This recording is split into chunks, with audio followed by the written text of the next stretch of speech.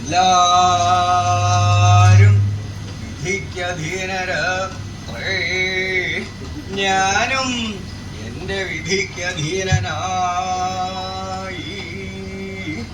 ഭോ മുഠമമ്യവ കരടുയസേസമിദ്ധേണി രക്ഷരപക്ഷിത്തജീഹേ കണ്ഠപ്പ സപ്തജണ്ണോ വിദേ ബൊമ്മണ്ണമത്ത പരിദുഃഖേ പസൂദോ. ഓ പ്രഥമമേവാഹം പ്രസൂത, ഞാൻ ആദ്യം തന്നെ നികൃഷ്ടായിട്ടുള്ള ഒരു കുലത്തില് വന്ന് പിറന്നു ജനിച്ചു. എന്റെ കുലം പോലെ ഇത്ര നികൃഷ്ടായിട്ട് നിന്ദ്യായിട്ട് വേറൊരു കുലം ഉണ്ടോ എന്നുള്ളത് സംശയ. അത്രയ്ക്ക് നികൃഷ്ടതയുണ്ട് ആ കുലത്തിന്. എങ്ങനെയുള്ളതാണ് എന്റെ കുലം എന്നാണെങ്കിൽ കരടകശേഷ സമൃദ്ധേ, കരടകശേഷ സമൃദ്ധായിട്ടുള്ളത്, കരടകശേഷം കൊണ്ട് സമൃദ്ധായിട്ടുള്ളത്.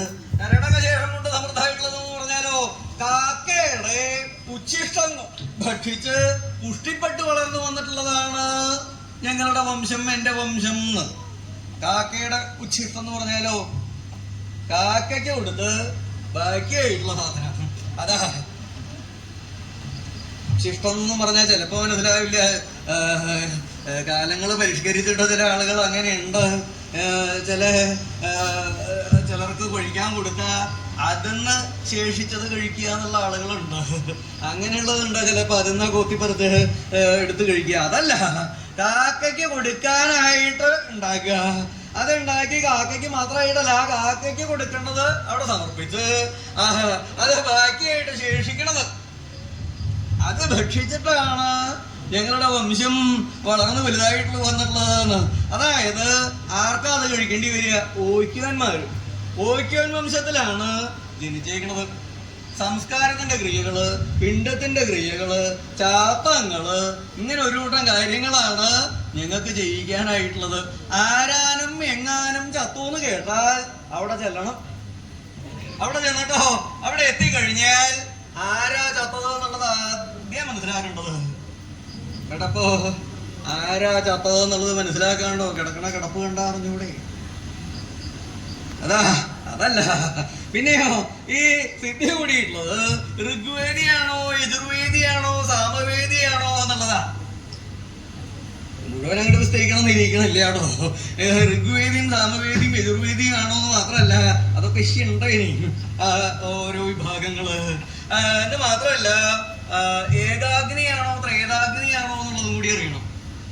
അത്രയൊക്കെ മനസ്സിലാക്കിയതിന്റെ ശേഷം അത് രണ്ടിനും വ്യത്യാസം ഉണ്ടായി ചടങ്ങുകൾക്ക്. ഏകാഗ്നിയും ത്രേതാഗ്നിയും എന്നൊന്നും പറഞ്ഞാൽ അവിടെ മനസ്സിലാവണ ആളുകളൊക്കെ ഉണ്ട് ചിലതൊക്കെ. അവർക്ക് അതല്ല, അതിൽ കൂടുതലും മനസ്സിലാവും എന്നുള്ളതാ പ്രയാസം. അപ്പൊ യാഗം ചെയ്തവനാണോ യാഗം ചെയ്യാത്തവനാണോ എന്നുള്ളത് അതാ അതിലത്തെ വ്യത്യാസം. അപ്പൊ അതിന് ആ ചടങ്ങുകൾക്കും വ്യത്യാസമുണ്ട്. അത്രയൊക്കെ മനസ്സിലാക്കിയതിന് ശേഷം പുല്ലും മണലും വിരിച്ച് നിലത്തിറക്കി ചെവിയിലോത്ത് മുതല് വിധിപ്രകാരം സംസ്കാരമൊക്കെ കഴിപ്പിച്ച് ഉദുകക്രിയയും കൂടിയും കഴിപ്പിക്കണം. അത് നല്ല പാടുള്ളത് തന്നെയാണ്, നല്ല ക്ലേശമുള്ളതാ. അത് കഴിഞ്ഞാൽ പിന്നെ 10 നാള് അവര് കാവലിയാന്മാരെ പറയണത് പോലെ നടന്നോളും. 11ാം നാൾ എനിക്ക് നല്ല മണ്ണിലുള്ള ദിവസം. പിണ്ടകർത്താക്കൾ രണ്ടും നനച്ച് കുളിച്ചു വന്നാൽ ആ പിണ്ടത്തിന്റെ ക്രിയ ഇങ്ങോട്ട് തുടങ്ങുകയും ആ പിണ്ടത്തിന്റെ ക്രിയകള് പിഴയ്ക്കാതെ കണ്ട് വേണ്ടതുപോലെ ചെയ്യിപ്പിച്ച് ചടങ്ങ് ദക്ഷിണ മേടിച്ച് കാകന് പിണ്ടം കൊടുത്ത് ശേഷമുള്ള അന്നം അത് അവിടെ ഇരുന്നിട്ട് സുഖമായിട്ട് അങ്ങോട്ട് ചെലുത്തും. അങ്ങനെയാണ്. എന്നിട്ടോ ബാക്കിയുള്ള ഉപകരണങ്ങളൊക്കെ കെട്ടിയെടുത്ത് എന്റെ ഇല്ലത്ത് ചെന്ന് എന്റെ ഭവനത്തിൽ ചെന്ന് അതുകൊണ്ടാണ് ഞങ്ങള് കാലക്ഷേപം കഴിയണത്. അങ്ങനെയാണ് ഞങ്ങളുടെ നിത്യവൃത്തി. ഇനി അത്രയല്ല ഉള്ളൂ. അതാണ് പറഞ്ഞത് കരടകശേഷം സമൃദ്ധാണ് പറഞ്ഞത്. കാക്കയുടെ ഉച്ഛിഷ്ടം ഭക്ഷിച്ചിട്ടാണ് ഞങ്ങൾ വളർന്നു വലുതായിട്ടുള്ളത് എന്നുള്ളത്.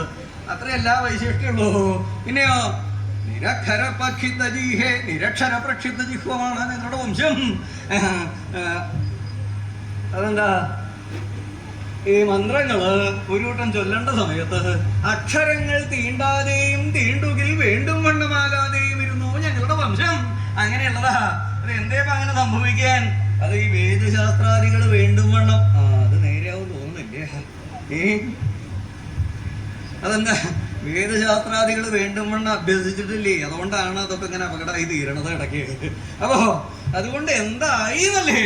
അക്ഷരശുദ്ധി ലെവലേ വിശേഷമില്ല. അങ്ങനെയുള്ളതാണ് ഞങ്ങളുടെ വംശം. ഇനി അത് മാത്രല്ല, പിന്നെയുണ്ട് പ്രത്യേകത.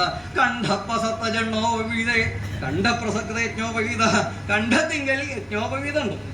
യജ്ഞോപവീതം എന്ന് പറഞ്ഞാലോ ഈ ബ്രഹ്മസൂത്രത്തിനാണ് യജ്ഞോപവീതം എന്ന് പറയണത്.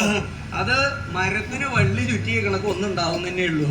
അല്ലാതെ കണ്ട് അതിന് യോജിച്ചിട്ടുള്ള കർമ്മങ്ങളൊന്നും ചെയ്യൽ പതിവില്ല. ഇനി അത്ര അതുമല്ല ഉള്ളൂ പ്രത്യേകത. പിന്നെ ഉണ്ടാവും വിശിഷ്ടത. അതെന്താ? ബ്രാഹ്മണ്യ മാത്രം പരിതുഷ്ടായിട്ടുള്ളത്.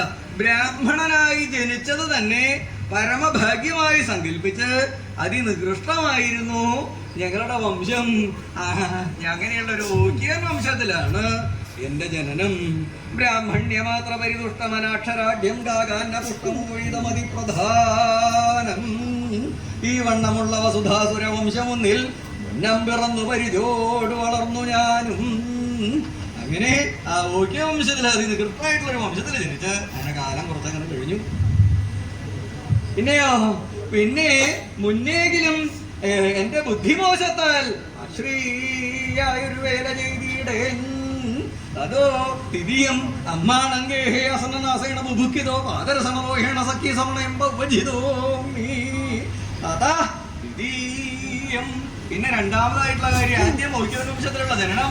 അത് കഴിഞ്ഞ് പിന്നത്തെ കഥ എന്താ ഉണ്ടായത്? അസ്മാകം ഗേഹേ അശനനാശേന ബുഭുക്കിട. ഞങ്ങളുടെ ഇല്ലത്ത് ഭക്ഷണത്തിന് വകയില്ലാണ്ടായി, ഉണ്ണാൻ വകയില്ലാണ്ടായി. ഇപ്പോഴേ അറിയണുള്ളൂ അല്ലേ? ആദ്യമൊന്നും അറിഞ്ഞിരുന്നില്ല. മുമ്പ് പുറത്ത് നിൽക്കുമ്പോ അത്രയ്ക്കൊന്നും മനസ്സിലായിരുന്നില്ലേ. ഇപ്പൊ അകത്ത് നിൽക്കുമ്പോഴാ കാര്യമായിട്ടും.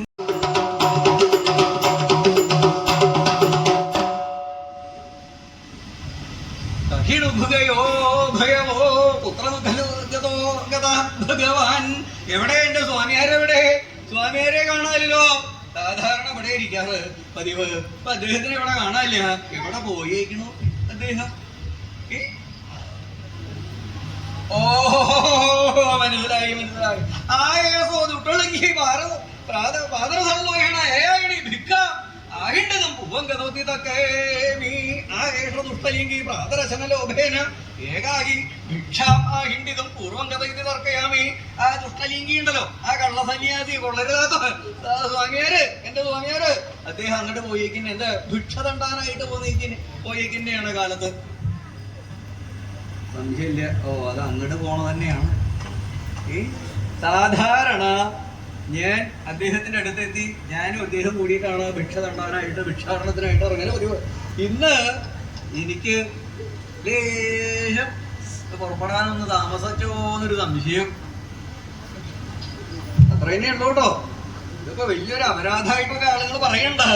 അത്ര നിരീക്കണ്ട. പുറപ്പെടാൻ താമസിച്ചു അത്ര വലിയ അപരാധമായിട്ട് എനിക്ക് തോന്നുന്നൊന്നുമില്ല. എന്തായാലും പറ്റിയിട്ട് പറഞ്ഞിട്ട് കഴിയില്ലോ. അത് കാരണം എന്തുണ്ട്?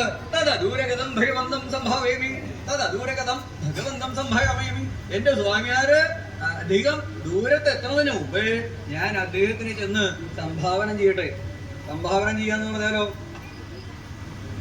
അല്ലാണ്ട് അതല്ല, അദ്ദേഹത്തിനെ വന്ദിക്കുക, മാനിക്കുക, വന്ദിക്കുക. ഞാൻ എന്റെ സ്വാമിയാരെ, എന്റെ ഗുരുനാഥനെ ഞാൻ ചെന്ന് വന്ദിക്കട്ടെ. ഈ കാലത്ത് ഭക്ഷണമതോർത്തിഹ ഭിക്ഷ തണ്ടാനൊറ്റയ്ക്കു തന്നെ ഇതി യാത്ര തിരിച്ചതാവാം.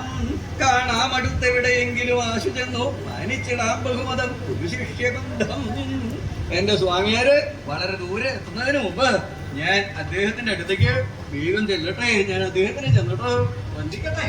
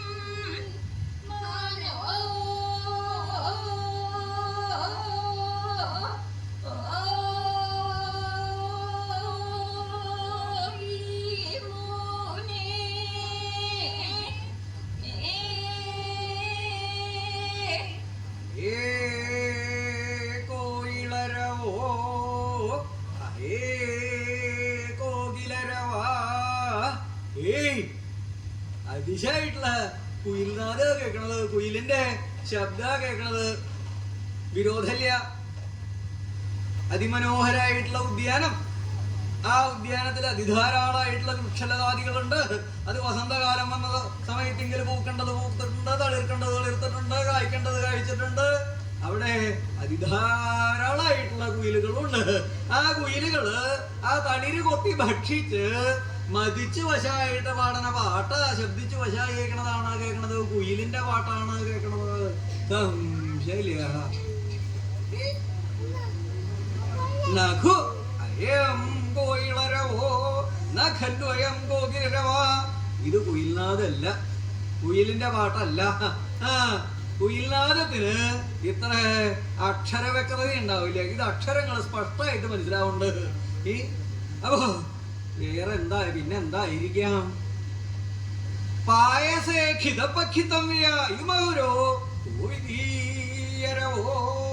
പായസേ ഘൃത പ്രക്ഷിപ്തമിവാതി മധുര കോവിഗീതരവാ. പായസം, നെയ്പായസം പോലെ അതിമധുരായിട്ടുള്ള പാട്ടാ കേൾക്കണത്. അതിശായിട്ടുള്ള പായസം, അതിൽ അതിശായിട്ടുള്ള നെയ്യ് ഇങ്ങോട്ട് വീഴ്ത്തുക. ആ പായസത്തിന്റെ ഒരു മധുരല്ലേ, അയ്യാ, അതുപോലെ മധുരായിട്ടുള്ള പാട്ടാണ് കേൾക്കണത്. ആരോ ഈ ഉദ്യാനത്തിലിരുന്ന് അതിശയായിട്ട് പാട്ട് പാടുന്നുണ്ട്. ആ പാട്ടാ ഈ കേൾക്കണത്.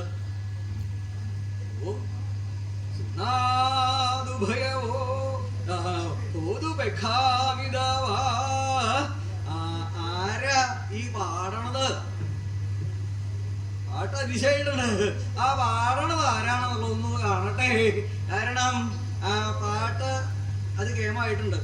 ശരീരം കേമം, അതിന് ഭാഗത്തിന് ശരീരം ഉണ്ടായിക്കൊള്ളുന്നില്ല. കേൾക്കാൻ നല്ല സുഖമുണ്ട്, ചിലപ്പോ കാണു വയ്യ. അങ്ങനെ ഉണ്ടാ ചെറുത്. എന്നാ കാണാൻ വയ്ക്കും, കേൾക്കു വയ്യാത്തതുകൊണ്ട്. അപ്പോ ഇത് കേൾക്കണേ ഉള്ളൂ. അതിമധുരായിട്ടുള്ള ഗാനാലാപനം. അതാരാ പാടണുള്ളത് ഒന്ന് കാണട്ടെ, ഒന്ന് നോക്കട്ടെ. ഈ കുയിൽനാഥമതെന്നോർത്തേൻ പായസേ നെയ്യു ചേർത്ത പോൽ മാധുര്യമേറും ഈ ഗാനം അധുനാ പാർത്തറിഞ്ഞിടാം. ആരായി പാടണതെന്നുള്ളതൊന്ന് നോക്കട്ടെ. ഏകദേശം ഈ ഭാഗത്തുനിന്നാണ് ഈ പാട്ട് കേട്ടിരുന്നത്, ആ ശബ്ദം കേട്ടിരുന്നത്.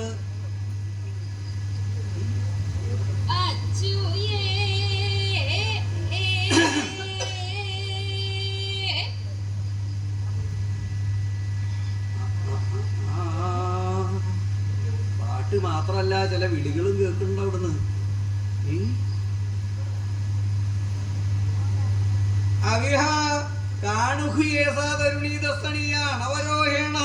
അണവരെ അലങ്കാരേണ അലങ്കൃത അലങ്കാരോ വിഠ.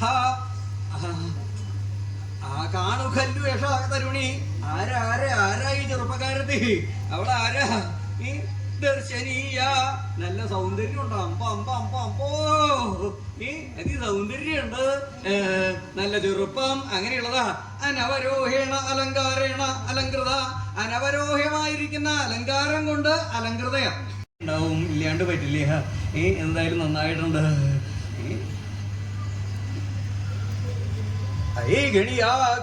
ഒരു ഗണിക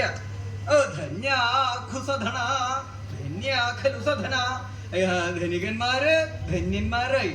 ഇവള് ഒരു ഗണികയാണെന്നുണ്ടെങ്കിൽ, ഒരു വേശിയാണെന്നുണ്ടെങ്കിൽ സമ്പത്തുള്ളവർക്ക് നേരം പോക്കിനുള്ളൊരു വകയായിട്ടുണ്ട്.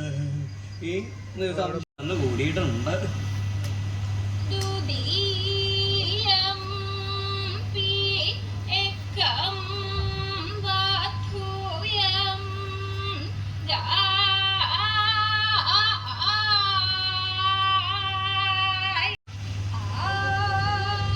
പാടാൻ ഭാവണ്ടേനി എന്നാ കേൾക്കുകയും ചെയ്യാം.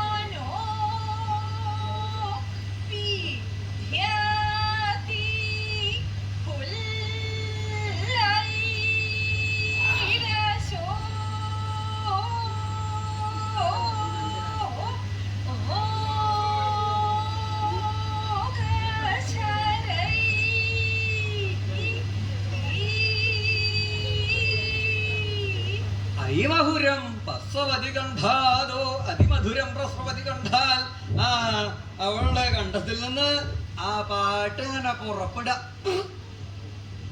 അയ്യോ, അങ്ങനെ പുറപ്പെടുക ആ പാട്ട് ഒന്നും പറയാൻ പാടില്ല. പ്രസ്രവതി അതിങ്ങനെ പ്രവഹിക്കുക, ഇടതടവ് കൂടാതെ കണ്ട് അനർഗള നിർഗളായിട്ട് അതിങ്ങനെ ഒഴുകി ഒഴുകി ഒഴുകി ഒഴുകി വരിക. ഗാന നിർജ്ജരി ശൃണാതു ഭയവോ ശൃണോതു ഭഗവാൻ. സ്വാമിയാരെ, അതിശയായിട്ടുള്ളൊരു പാട്ടായി കേൾക്കണത്.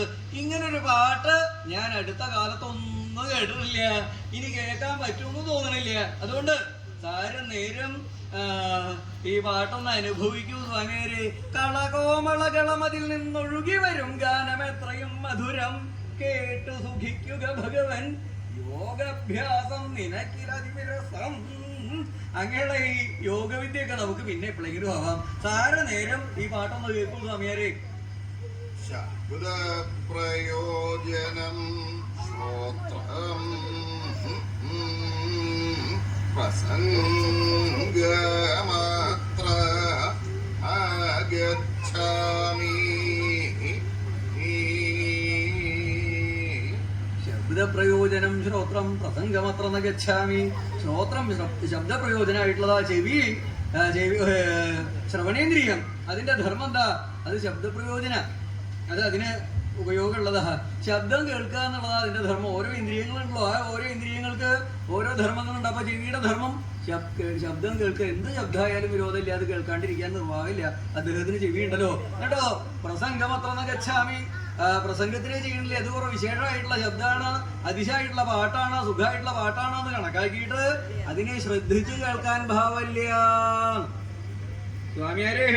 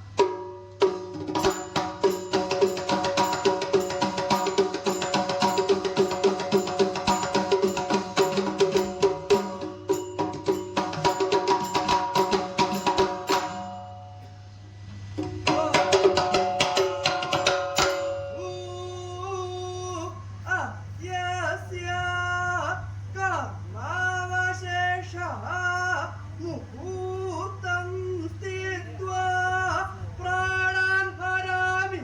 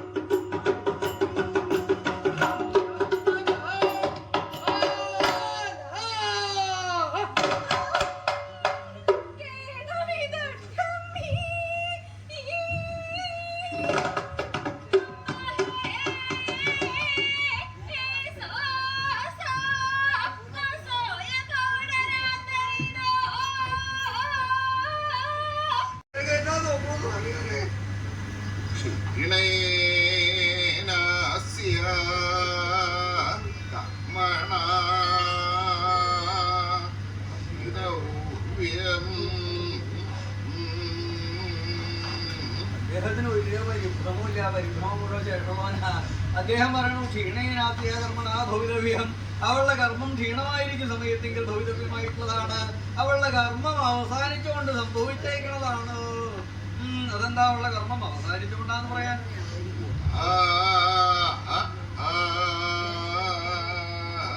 സ്വകർമ്മ ഭോക്തും ജായന്തേ പ്രായേണൈവ ഹി ജന്തവഃ.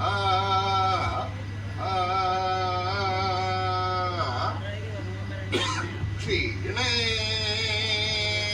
കർമ്മണി അന്യത്ര പുനർഗച്ഛന്തി ദേഹിനഃ.